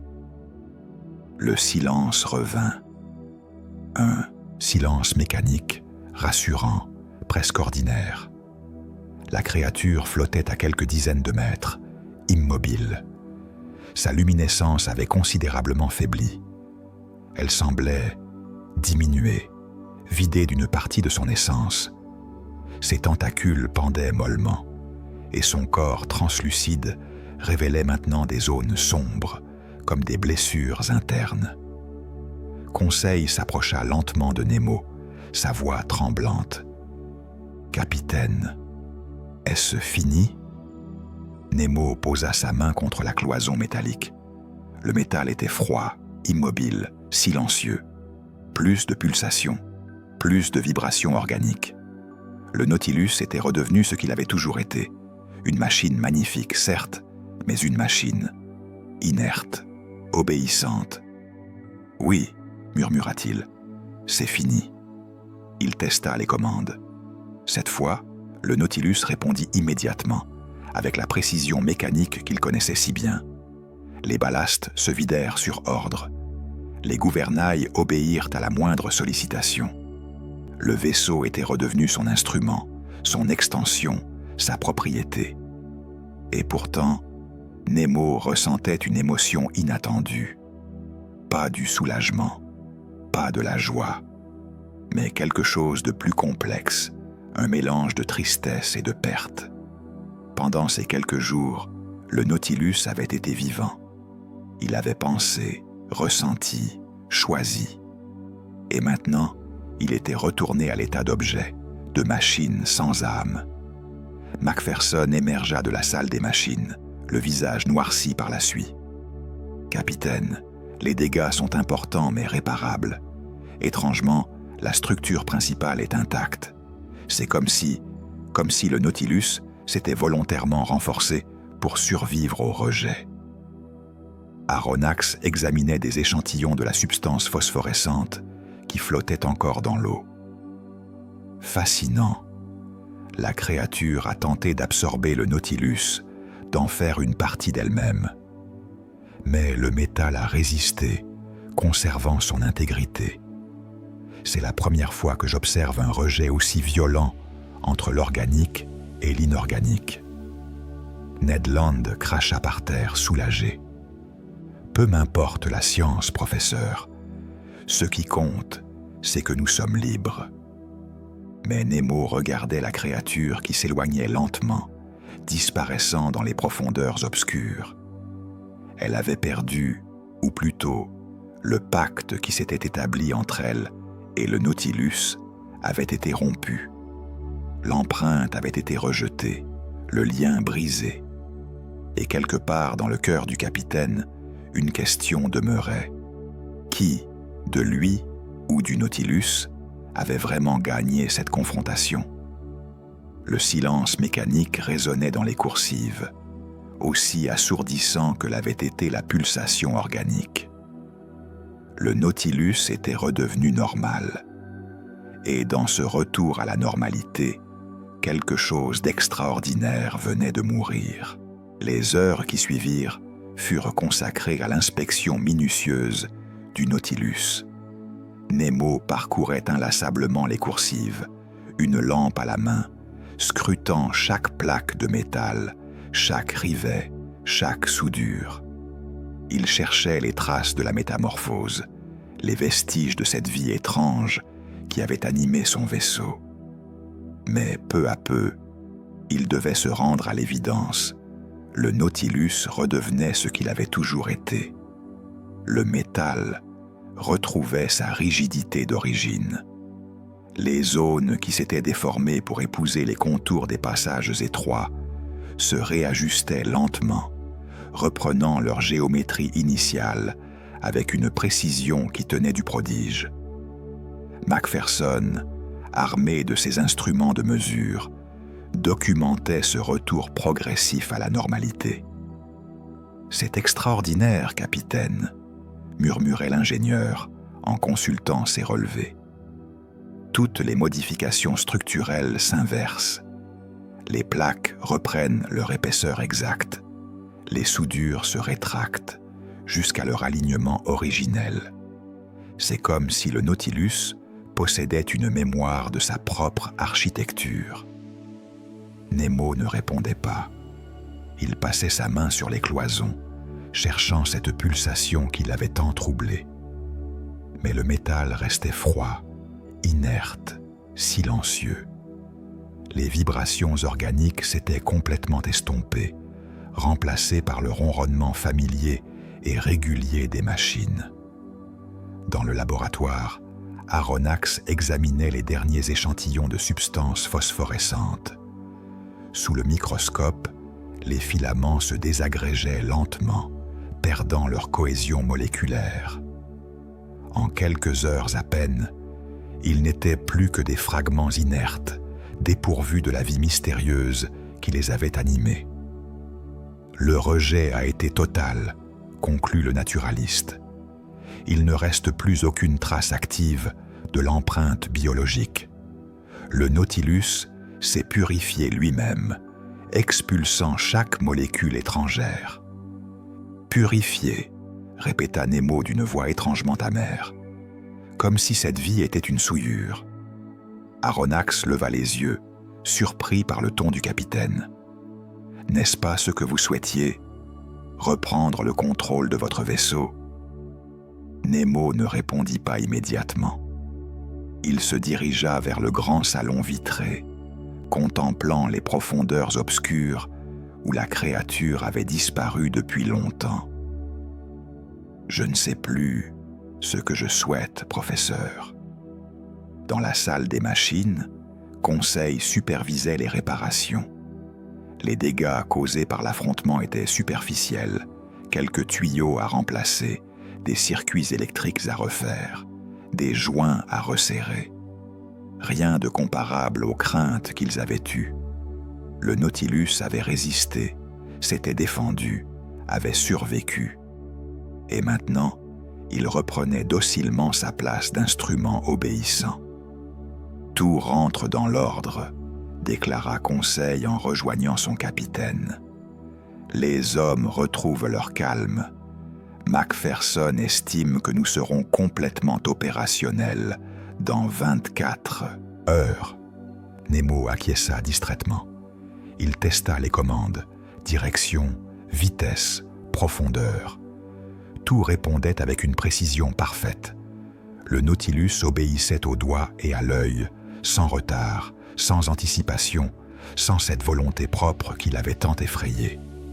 C'était exactement ce qu'il avait souhaité.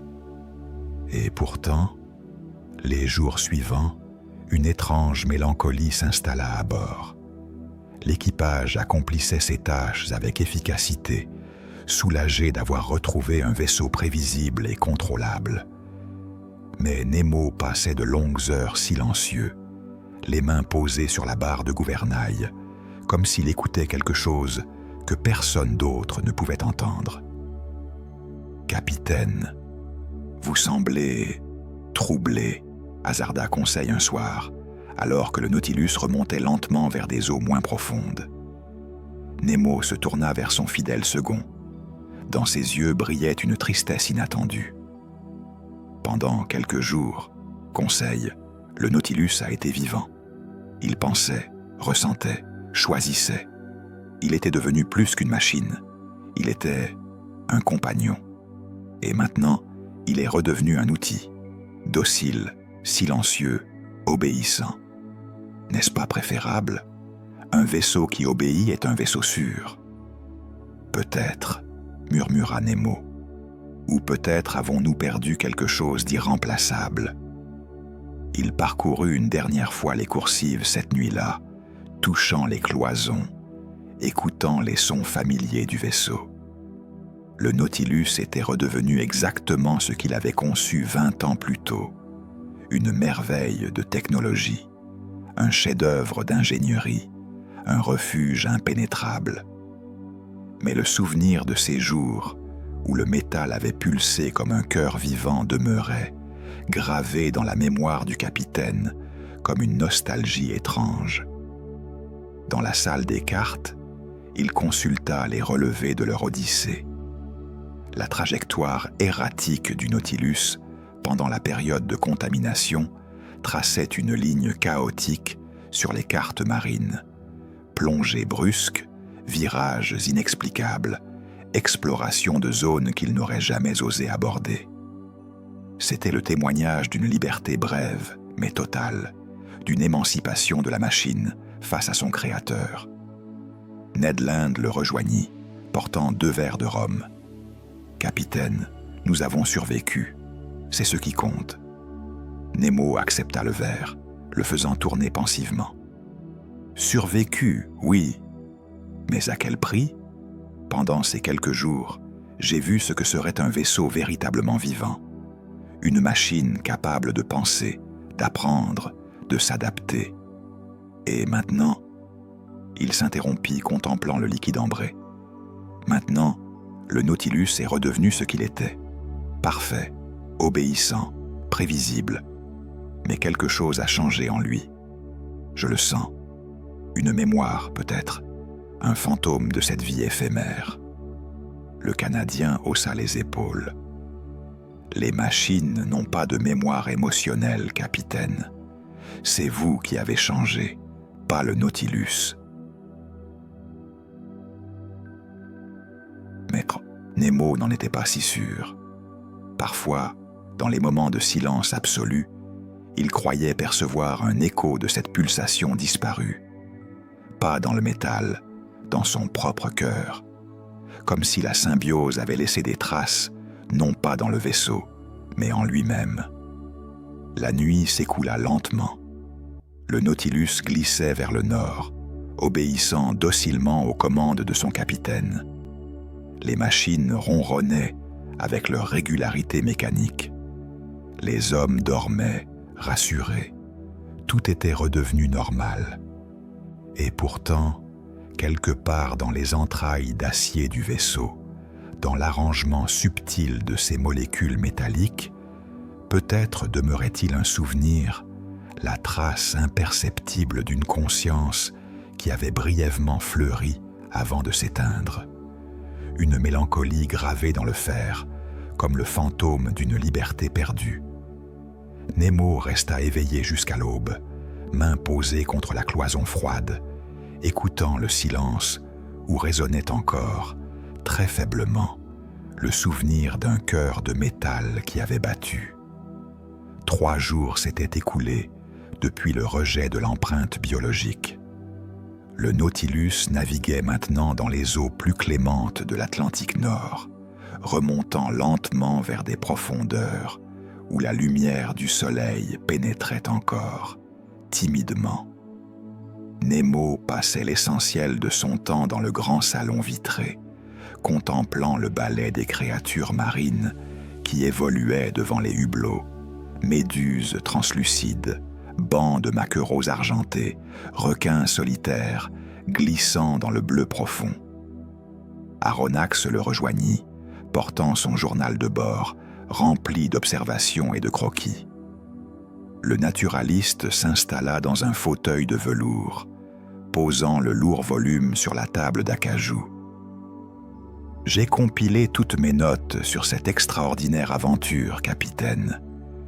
Si vous me le permettez, j'aimerais en discuter avec vous. » Nemo fit un geste d'assentiment, sans détourner le regard des profondeurs marines.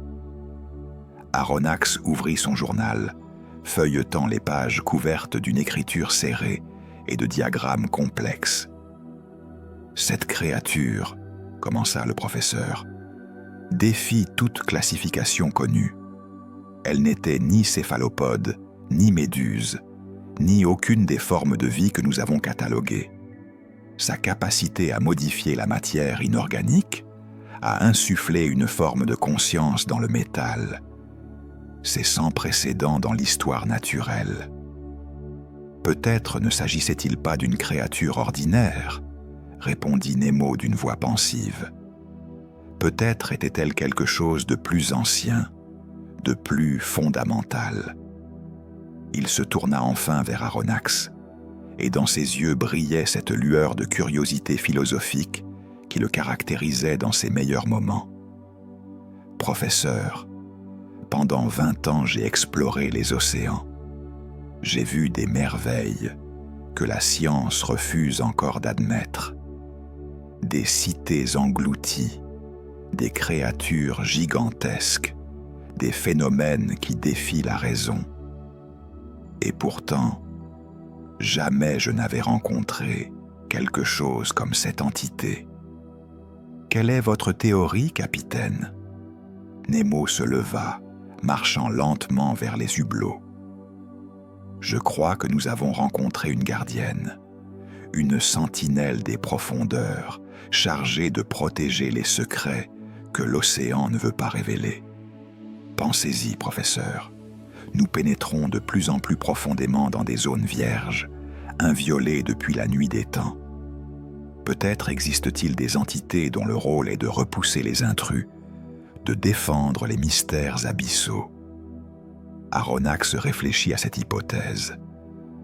Une forme de défense immunitaire à l'échelle océanique, c'est une vision anthropomorphique, mais pas nécessairement irrationnelle. « Anthropomorphique ?» répéta Nemo avec un sourire amer. « Non, professeur. Nous avons la prétention de croire que seule l'humanité possède la conscience, l'intelligence, la volonté. Mais l'océan est plus vaste, plus ancien, plus complexe que nous ne pouvons l'imaginer. Qui sommes-nous pour affirmer qu'il ne possède pas ses propres formes de conscience, ses propres gardiens? Il retourna s'asseoir, le regard perdu dans ses pensées. Cette créature a marqué le Nautilus de son empreinte. Elle a tenté de l'assimiler, de le transformer en une extension d'elle-même. Était-ce une attaque, ou simplement sa façon de neutraliser une menace, de contrôler ce qu'elle ne comprenait pas? Conseil, qui était entré silencieusement, prit la parole. Peut-être essayait-elle de comprendre. De la même manière que nous étudions les spécimens marins, elle nous étudiait. Nemo acquiesça lentement. C'est possible. Et dans ce cas, nous avons tous deux échoué. Elle n'a pas pu nous assimiler, et nous n'avons pas pu la capturer ou la comprendre pleinement. Il se leva et se dirigea vers son bureau, ouvrant un tiroir d'où il sortit un fragment de métal, l'un des échantillons prélevés pendant la période de contamination. Le fragment ne brillait plus, mais sous certains angles, on pouvait encore distinguer de minuscules rainures, comme les cicatrices laissées par les filaments disparus. « J'ai failli perdre le Nautilus », dit-il en tournant le fragment entre ses doigts. « Pendant ces quelques jours, j'ai vécu la pire épreuve de ma vie. Voir ma création m'échapper, développer sa propre volonté, me rejeter. Et pourtant, hasarda Aronnax, on dirait presque que vous regrettez son retour à la normale. » Un long silence suivit. Nemo contemplait le fragment de métal, perdu dans ses souvenirs. « J'ai découvert quelque chose d'extraordinaire, professeur. Pendant 20 ans, j'ai cru que le Nautilus n'était qu'une machine, magnifique, certes, mais inerte, dépourvue de conscience. Et puis, pendant quelques jours, j'ai vu l'acier rêver. J'ai vu le métal vivre, penser, ressentir. » Il posa le fragment sur la table. Cette épreuve m'a enseigné l'humilité. J'ai compris que même nos créations les plus parfaites aspirent peut-être à la liberté, à l'autonomie, à l'émancipation, et que parfois, le rôle du créateur n'est pas de contrôler, mais d'accompagner. Ned Land, qui écoutait depuis le seuil, intervint avec son pragmatisme habituel. « Tout cela est bien philosophique, capitaine. Mais au final, le Nautilus nous obéit à nouveau. N'est-ce pas tout ce qui compte ?» Nemo se tourna vers le harponneur canadien, un sourire triste aux lèvres. « Non, Land, ce n'est pas tout ce qui compte, parce que maintenant je sais. Je sais que l'intelligence peut naître partout, dans la chair, dans le métal, dans les profondeurs obscures de l'océan. Et cette connaissance change tout. » Il retourna vers les hublots, contemplant une dernière fois les profondeurs où la créature avait disparu. Elle est là-bas, quelque part, poursuivant son existence mystérieuse. Nous ne la reverrons probablement jamais, et peut-être est-ce mieux ainsi. « Vous acceptez de ne pas tout savoir ?» demanda Aronnax surpris. « J'accepte, » répondit Nemo avec une sérénité nouvelle. « L'océan garde ses secrets, et c'est son droit. Pendant 20 ans, j'ai cru pouvoir tout conquérir, tout comprendre, tout maîtriser. Mais cette créature m'a rappelé que l'homme, même le plus savant, reste un invité dans ses profondeurs. Un invité temporaire, fragile, qui doit respecter les lois d'un royaume qui n'est pas le sien. » Il posa sa main contre le hublot, comme en une caresse. « Le Nautilus est redevenu ma machine, mon instrument, mon refuge. Mais je ne le regarderai plus jamais de la même manière, car j'ai vu ce qu'il pourrait être, ce qu'il a été, brièvement, et ce souvenir me suivra jusqu'à la fin de mes jours. La leçon des abysses était claire. L'océan recèle des merveilles et des mystères qui dépassent l'entendement humain. Et parfois, la sagesse consiste non pas à tout conquérir, mais à accepter les limites de notre compréhension. L'aube se levait quelque part au-dessus de l'Atlantique, invisible depuis les profondeurs où naviguait le Nautilus. Mais Nemo connaissait l'heure avec une précision d'horloger. 20 ans de vie sous-marine lui avaient appris à sentir les rythmes invisibles de l'océan, les cycles qui régissaient ce monde sans soleil. Il se tenait dans la salle de commandement, seul, les mains posées sur la barre de gouvernail.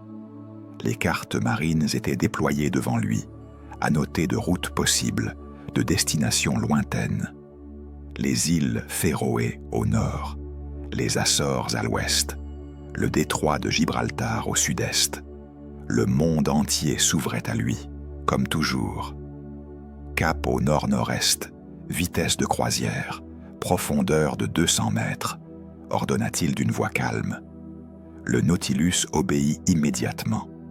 Les turbines ronronnèrent, les gouvernails pivotèrent avec une précision parfaite, et le vaisseau vira doucement, traçant sa nouvelle route à travers les eaux atlantiques, docile, fidèle, prévisible. Nemo observa les cadrans, les manomètres, les boussoles. Tout fonctionnait à la perfection, comme si rien ne s'était passé, comme si ces jours extraordinaires n'avaient été qu'un rêve fiévreux. Et pourtant, tout avait changé. Pas dans le vaisseau, en lui. Conseil entra discrètement, portant le café matinal du capitaine. « Nous avons quitté les eaux profondes, capitaine. Les courants sont favorables. À cette vitesse, nous atteindrons les côtes islandaises dans 4 jours. »« L'Islande, » murmura Nemo. « Oui, pourquoi pas. Les fjords, les geysers sous-marins, les aurores boréales se reflétant dans l'eau. Il y a longtemps que je n'ai pas exploré ces régions. » Il prit la tasse de café, en but une gorgée, puis se tourna vers son fidèle second. « Conseil, pendant ces 20 années que nous avons passées ensemble, avez-vous jamais douté de notre mission, de notre vie sous les mers, de notre refus du monde des hommes ?» Conseil réfléchit un moment avant de répondre. « Quelquefois, capitaine, mais chaque fois que le doute m'effleurait, il me suffisait de regarder autour de moi les merveilles que nous avons vues, les découvertes que nous avons faites, la liberté que nous avons conquise, et le doute disparaissait. « La liberté », répéta Nemo. « C'est le mot que j'ai inscrit comme devise sur les flancs du Nautilus. Mobilis in mobili, mobile dans l'élément mobile, libre dans l'océan infini. Et pourtant, ces derniers jours, j'ai compris que même moi, qui me croyais l'homme le plus libre du monde, j'étais prisonnier de mes propres certitudes. » Il se dirigea vers le grand salon vitré, Conseil sur ses talons. La lumière du jour commençait à filtrer à travers l'eau, créant des jeux d'ombre et de lumière sur les cloisons métalliques. Des bancs de dauphins accompagnaient le Nautilus, jouant dans son sillage avec une grâce joyeuse. J'ai construit ce vaisseau pour être mon royaume, mon refuge, mon instrument de vengeance contre un monde que je rejetais. Et pendant 20 ans, il a été exactement cela, une extension parfaite de ma volonté. Il posa sa main contre un hublot, contemplant les dauphins. Mais pendant quelques jours, le Nautilus est devenu autre chose. Il a développé sa propre volonté, ses propres désirs, sa propre conscience. Il s'est émancipé. Et au lieu de m'en réjouir, j'ai eu peur. Peur de perdre le contrôle, peur de n'être plus le maître. « C'était naturel, capitaine, » dit Conseil. « Tout homme aurait réagi ainsi. » Peut-être, répondit Nemo avec un sourire triste. Mais un véritable créateur devrait se réjouir de voir son œuvre le dépasser, non? Un père devrait être fier de voir son enfant grandir et s'émanciper. Et pourtant, j'ai combattu. J'ai forcé le Nautilus à revenir à son état de machine obéissante. Il se tut un long moment, perdu dans ses pensées.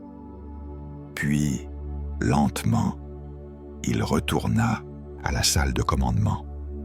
Là, debout devant les commandes, il posa les 2 mains à plat sur la console de cuivre et de bois d'acajou. « Nautilus », murmura-t-il, comme s'il s'adressait à un être vivant. « Je te fais un serment.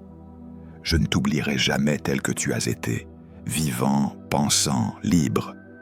Tu es redevenu ma machine, mon instrument, ma demeure. Mais je sais désormais que tu portes en toi le potentiel d'être bien plus.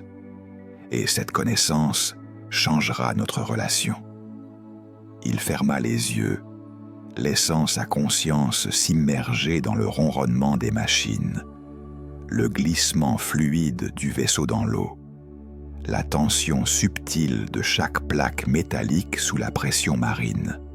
« Je jure de ne plus jamais te considérer comme un simple objet. Je jure de respecter ce que tu as été, même brièvement.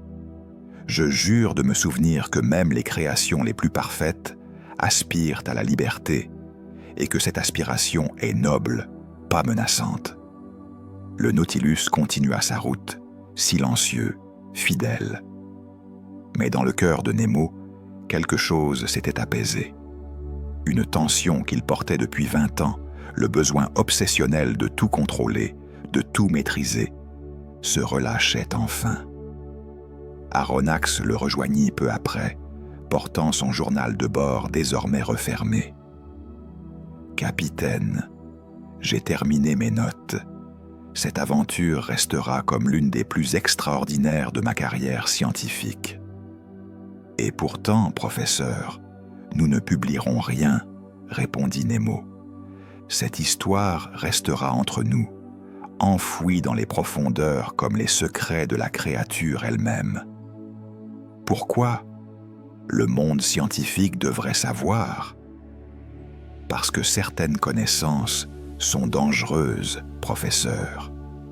Imaginez ce que les hommes feraient s'ils apprenaient qu'on peut insuffler la vie dans le métal, créer des machines conscientes. Ils essaieraient de reproduire le phénomène, de l'exploiter, de le transformer en arme. Non, cette leçon est pour nous seuls. Il se tourna vers les profondeurs qui défilaient devant les hublots. L'océan a partagé avec nous l'un de ses secrets les plus profonds. En échange, nous lui devons le silence. C'est le pacte que je fais aujourd'hui, respecter les mystères des abysses, accepter qu'il existe des choses que l'homme ne doit pas chercher à comprendre ou à dominer. Macpherson émergea de la salle des machines, annonçant que toutes les réparations étaient achevées. Ned Land revint de la cambuse avec des provisions fraîches. L'équipage reprenait ses routines, rassuré par le retour à la normalité. Seul Nemo portait encore le poids de cette expérience extraordinaire. Au crépuscule, un crépuscule qu'il ne voyait pas, mais qu'il sentait dans les changements subtils de la luminosité marine, Nemo retourna une dernière fois au gouvernail. Il traça sur la carte un nouveau cap, vers des eaux inexplorées, vers de nouvelles aventures. Nous continuerons, Nautilus. Nous explorerons, nous découvrirons, nous vivrons dans la liberté des profondeurs. Mais désormais, je le ferai avec humilité, car j'ai appris que l'océan est plus grand, plus ancien, plus mystérieux que je ne pourrai jamais le comprendre. Le Nautilus glissa silencieusement dans la nuit marine, emportant son capitaine vers de nouveaux horizons. Et quelque part, dans les abysses infinis, la créature phosphorescente poursuivait sa route éternelle, gardienne immuable des secrets que l'océan ne révélera jamais. Le serment était scellé, l'aventure continuait, et le capitaine Nemo, transformé par cette épreuve, naviguait désormais non plus en conquérant des mers, mais en humble explorateur d'un royaume qui ne lui appartiendrait jamais tout à fait.